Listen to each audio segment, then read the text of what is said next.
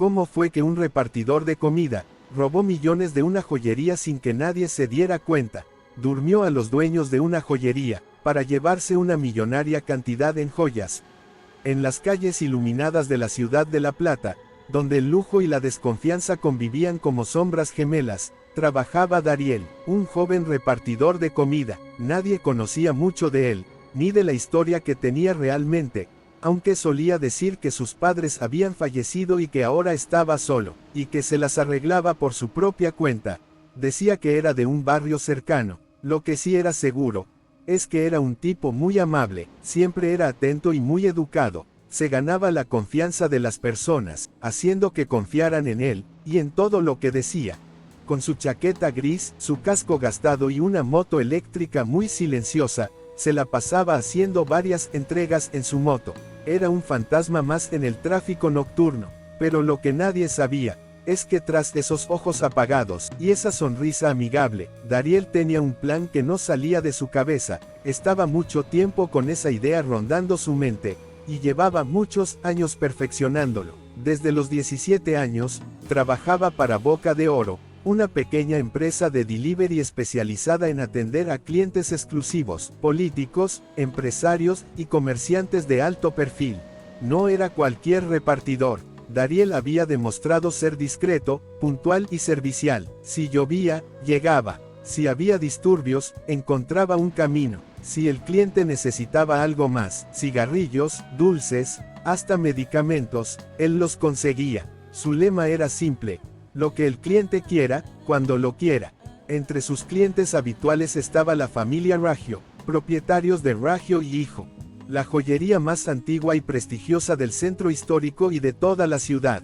Rubíes de sangre, diamantes talla princesa, relojes de oro macizo, el tipo de objetos que pocos podían siquiera imaginar tener en sus manos. Don Sergio Raggio y su esposa Clara lo consideraban casi de la familia.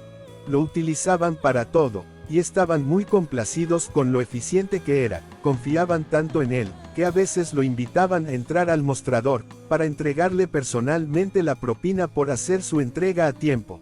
Lo que no sabían, era que siempre que Dariel podía, anotaba cada detalle, los horarios de cierre, el número de cámaras, los turnos del personal de limpieza, hasta el código del portón trasero, que el propio don Sergio le había dicho un día, riendo, por si alguna vez necesito un favor de madrugada.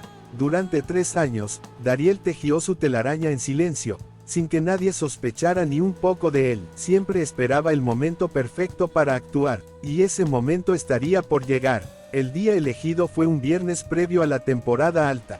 La joyería estaría cargada de mercancía recién llegada de Italia. Dariel lo sabía porque los había estudiado mucho tiempo. Y los Raggio eran tradicionales, hacían su cena familiar ese día, siempre a las 9, siempre con vino y música clásica. Eran muy unidos en épocas familiares. Ese viernes, Dariel fue quien llevó la cena como en años anteriores. Las órdenes habían sido específicas: risotto de hongos, ensalada de nueces y un postre de crema catalana. Él mismo preparó la entrega, como solía hacer en casos especiales. Lo que nadie sabía es que el joven había estado estudiando farmacología clandestina durante meses.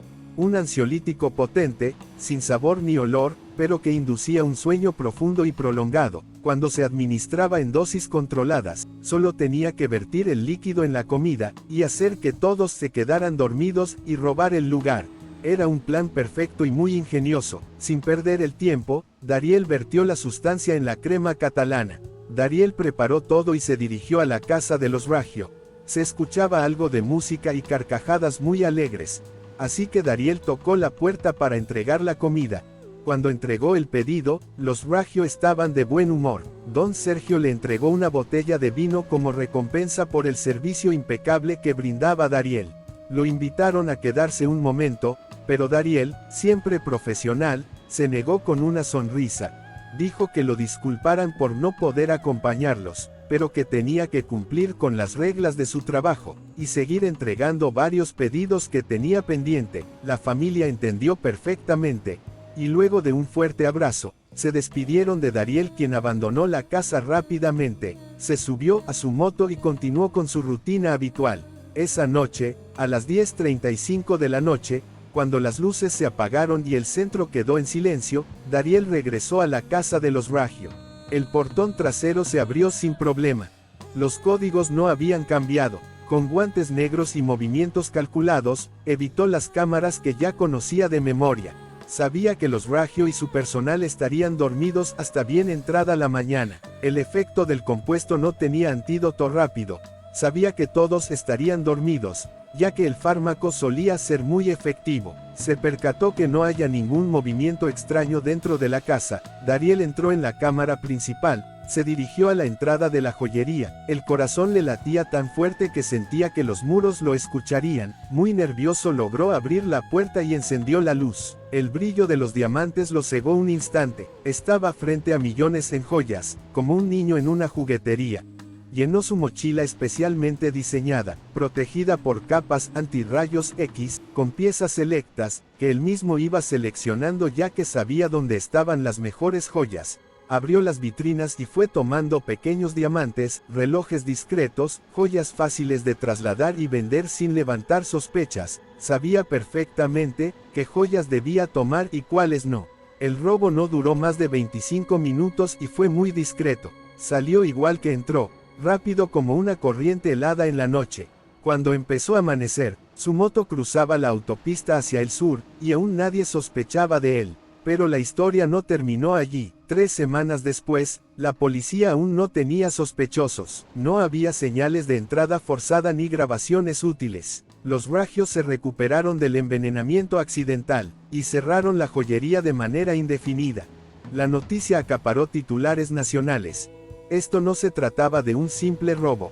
Esto era a un nivel mucho más catastrófico. Se trataba de un robo que dejaba pérdidas millonarias. Lo peor de todo era que de momento, la policía no tenía ningún rastro ni información oficial del sospechoso o de los sospechosos. Mientras tanto, Dariel había cambiado de rostro. Dariel sabía la gravedad de lo que había hecho, y lo primero que hizo, fue abandonar rápidamente el país.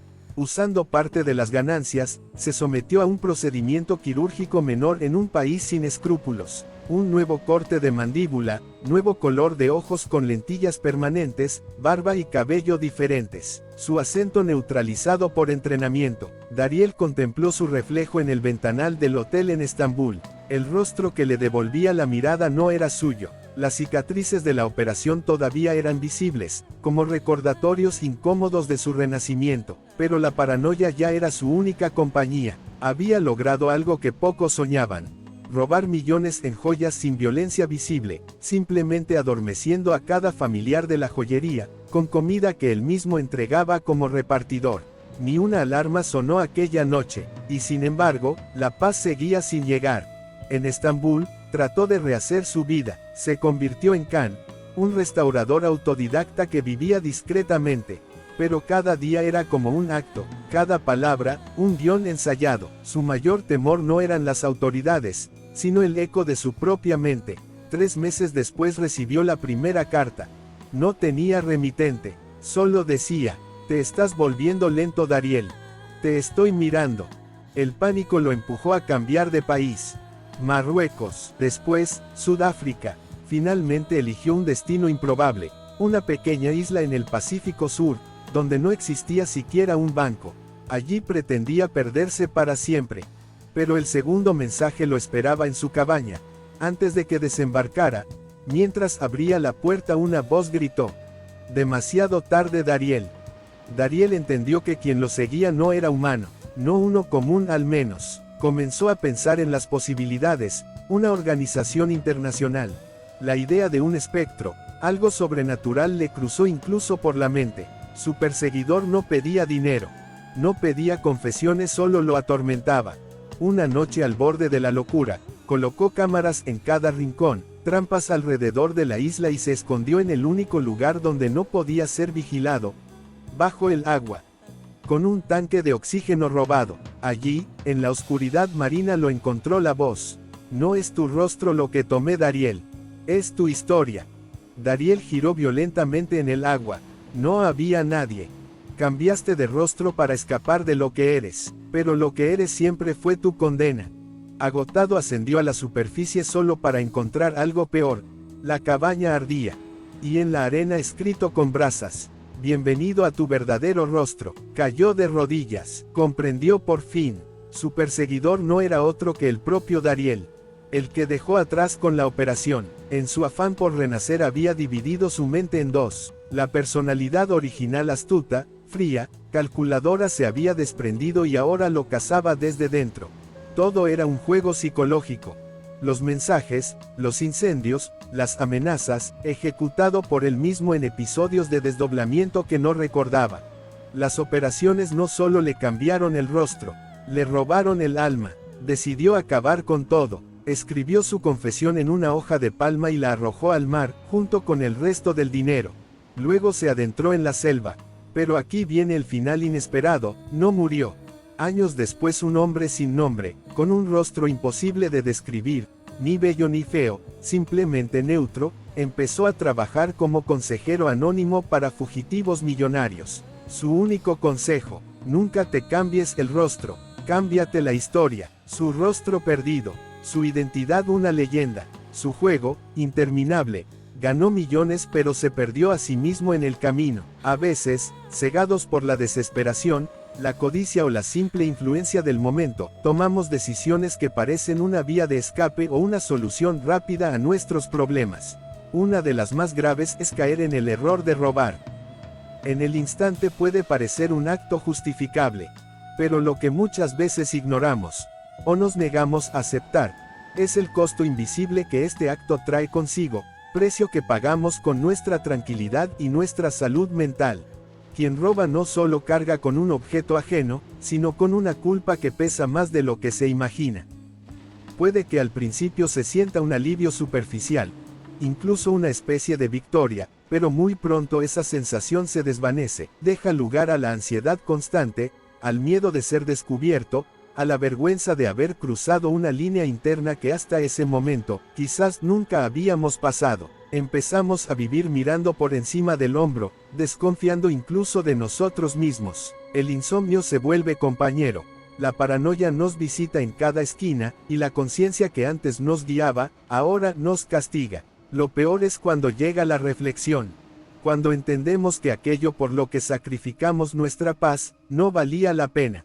El objeto robado pierde valor, el dinero conseguido se gasta, pero la herida interna permanece. Entonces comprendemos que el verdadero costo del robo fue nuestra serenidad, nuestra libertad emocional, nuestra propia salud mental. Por eso, antes de cruzar esa línea, es necesario detenernos a pensar qué es lo que realmente estamos arriesgando. Porque la tranquilidad, una vez perdida, no se recupera fácilmente.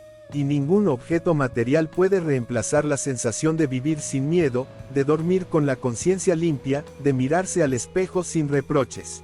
El robo no resuelve problemas, solo los cambia por otros peores.